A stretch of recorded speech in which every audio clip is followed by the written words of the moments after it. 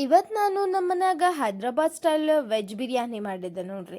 ಮಾಡ್ಲಿಕ್ಕೇನಿಲ್ಲ, ಇಲ್ಲೊಂದು 3 ಉಳ್ಳಾಗಡ್ಡಿನ ಸಣ್ಣದಾಗಿ ಕಟ್ ಮಾಡ್ಕೊಂಡು ಎಣ್ಣೆ ಕರ್ಕೊಂಡೇನ್ರಿ. ಉದ್ದುದ್ದ ಕಟ್ ಮಾಡ್ಬೇಕ್ರಿ. ಅದ್ರ ಜೊತೆಗೆ ಒಂದು ಆಲೂಗಡ್ಡಿ, ಒಂದು ಸಣ್ಣ ಬೀಟ್ರೂಟು, 2 ಸಣ್ಣ ಕ್ಯಾರೆಟು ಕಟ್ ಮಾಡ್ಕೊಂಡು ಎಣ್ಣೆ ಕರಿಲತ್ತೀನಿ ನೋಡ್ರಿ.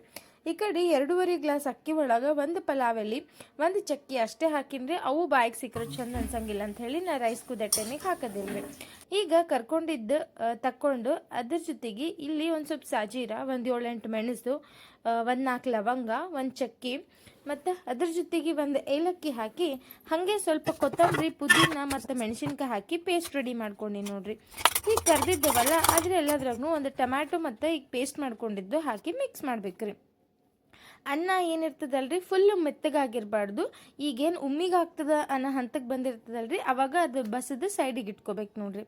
ಈಗ ಏನು ಕರೆದು ತೆಗೆದಿಟ್ಕೊಂಡಿದ್ದೇವಲ್ರಿ ಅದ್ರ ಮೇಲೆ ಒಂದು ನಿಂಬೆ ಹಣ್ಣು ಅಥವಾ 1.5 ನಿಂಬೆ ಹಣ್ಣು, ಅದಕ್ಕೆ ಬೇಕಾದಷ್ಟು ಒಂದು ಸ್ವಲ್ಪ ಮೊಸರು ಮತ್ತು ಧನಿಯಾ ಪೌಡರು, ಖಾರದ ಪೌಡರು, ಅದ್ರ ಜೊತೆಗೆ ಸ್ವಲ್ಪ ಅದ್ರಕ್ ಬೆಳ್ಳುಳ್ಳಿ ಪೇಸ್ಟು, ಉಪ್ಪು ಮತ್ತು ಅರಿಶಿನ ಹಾಕಿ ಚಲೋ ಹೊತ್ನಾಗ ಕಲಿಸ್ಕೋಬೇಕ್ರಿ.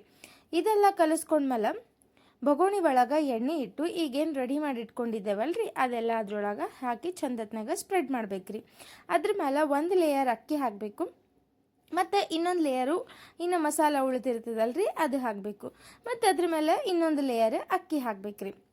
ಹಾಗೆ ಕಟ್ ಮಾಡಿದ್ದು ಉಳ್ಳಾಗಡ್ಡಿ ಕರ್ದಿದ್ದೇನಿರ್ತಾವಲ್ರಿ ಅವನು ಹಾಕಬೇಕು. ಲಾಸ್ಟಿಗೆ ಕೊತ್ತಂಬರಿ ಮತ್ತು ಪುದೀನ, ಉಳ್ಳಾಗಡ್ಡಿ ಹಾಕಿ ಸ್ವಲ್ಪ ಎಣ್ಣೆ ಹಾಕಿ ಹೆಂಚಿನ ಮೇಲೆ ಉಮ್ಮಿಗೆ ಸಣ್ಣ ಗ್ಯಾಸ್ ಫ್ಲೇಮ್ನಾಗ ಇಟ್ಟರೆ ಬಿರಿಯಾನಿ ರೆಡಿ.